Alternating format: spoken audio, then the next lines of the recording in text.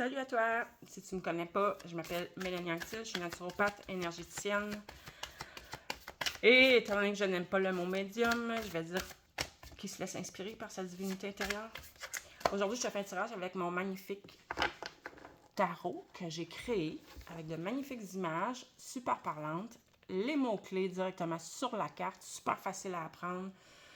Si ça t'intéresse, il est disponible sur mon site web centredejade.net dans la section boutique. Et là, ce qu'on me dit ici, c'est qu'il va y avoir quelque chose à fêter très bientôt, si ce n'est pas déjà le cas.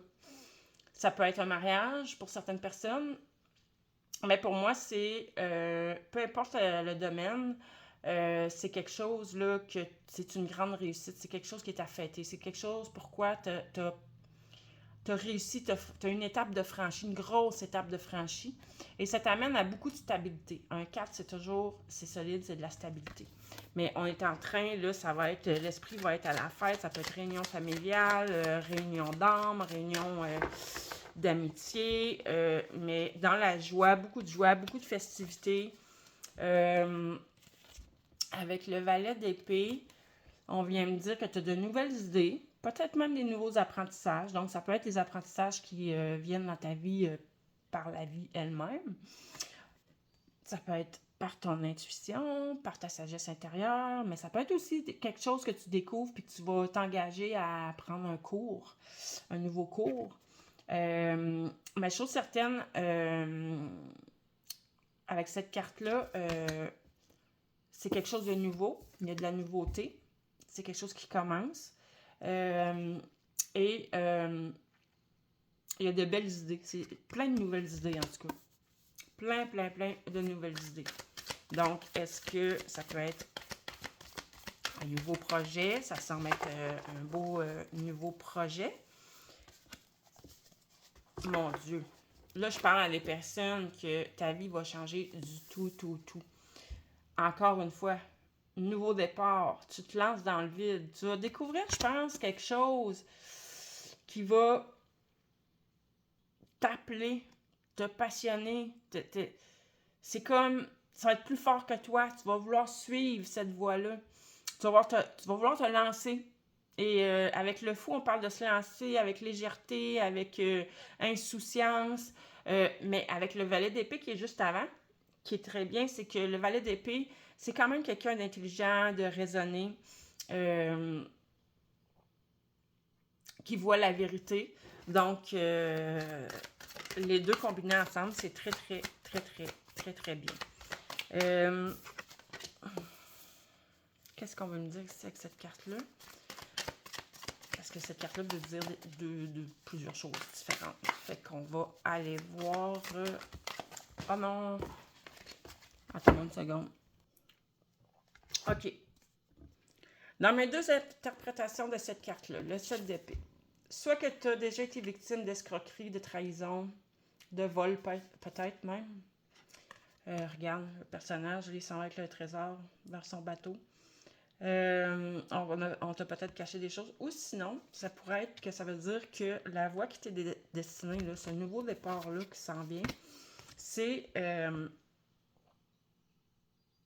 il va falloir que tu fasses les choses vraiment selon comment ton cœur... Comme tu veux les faire vraiment. Il ne faut pas que tu essayes de rentrer dans un moule qui existe déjà. Il ne faut pas que tu imites. Il faut que tu sois vraiment à ta couleur. Parce que cette carte-là peut venir dire que, justement, tu es un outsider, en dehors des normes de la société. Ensuite, j'ai le hiérophante. Ça peut représenter le hiérophante des engagements. Mais pour moi, c'est une carte très spirituelle qui me montre que ta nouvelle voie, ton nouveau départ, ça vers quoi tu t'en vas, va venir te reconnecter premièrement à toi, à ta spiritualité, à ta lumière intérieure, à ta guidance intérieure, à ton essence divine même. Tu peux, probablement que tu es destiné à devenir un guide pour les autres. Ou c'est quelqu'un qui va se présenter à toi qui va être un guide, mais je pense que c'est plutôt toi, vu que c'est toi qui as un nouveau départ. Et tu comprendras que dans le monde spirituel de nos jours, il y a beaucoup, comment je pourrais dire ça, de courants différents. Et je crois que c'est bien parfait comme ça, parce que on est tant de gens sur la planète à être différents. Et c'est vraiment en te laissant guider et en étant réellement toi-même, ça va être vraiment important, vraiment à ta couleur, que les gens vont être attirés vers toi, vers ton approche à toi. Ça t'amène à... Ici, c'est une grande renaissance. C'est plus qu'une renaissance. Pour moi, c'est une résurrection. C'est renaître vraiment comme le phénix de ses cendres. Le phénix, là, quand il brûle, c'est qu'il est rendu vieux. Il est rendu malade. Il est rendu même, peut-être même psychiquement dans ses croyances. C'est désuet. C'est plus bon pour lui. Donc, il prend feu. Et quand il renaît, il est tout neuf, tout jeune, complètement régénéré. Et garde tout jeune, là, nouveau départ avec légèreté.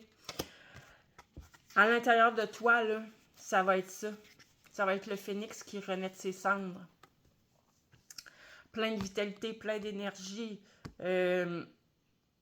Plus de grosses valises qui appartenaient au passé. Ça va être complètement effacé. Ben, on s'entend pas effacé, mais tu vas t'être libéré de la charge que peut-être encore présentement est un peu trop dans tes énergies.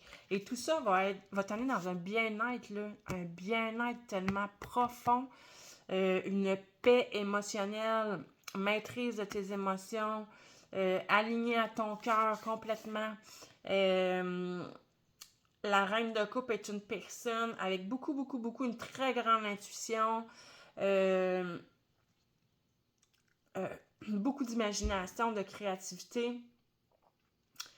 Qu'est-ce que j'allais dire d'autre? Donc, oui, une personne très empathique. Et là, moi ici, empathique, je suis dans la vraie définition de l'empathie. C'est une personne qui est vraiment capable de se mettre à la place des autres.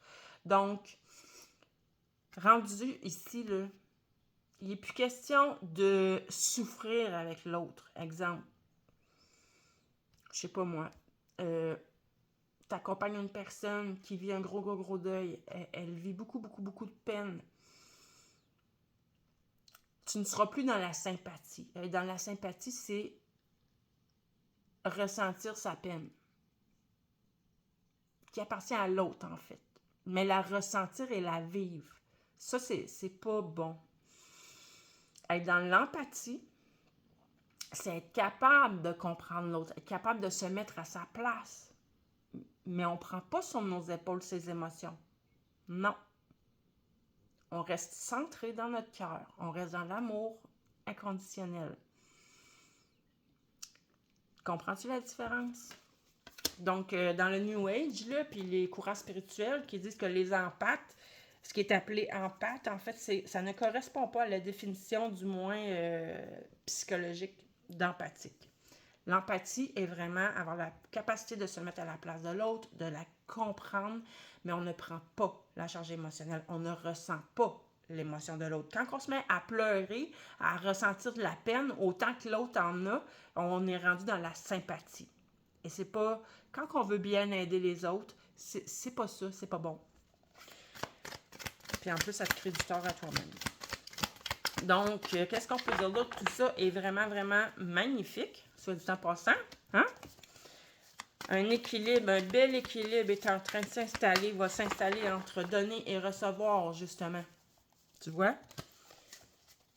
Pour le moment, tu es encore coincé. Tu es peut-être coincé pour vrai. Peut-être qu'il n'y a rien qui fonctionne.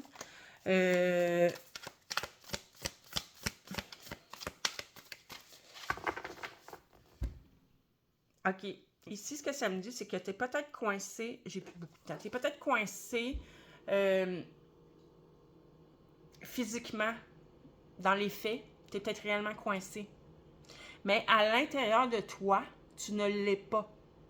Permets-toi de grandir et d'aller ailleurs en étant à l'intérieur de toi. Connecte-toi à la source, à ta divinité intérieure et tu vas voir à quel point il n'y aura plus de limites. Là-dessus, je te dis bonne fin de journée.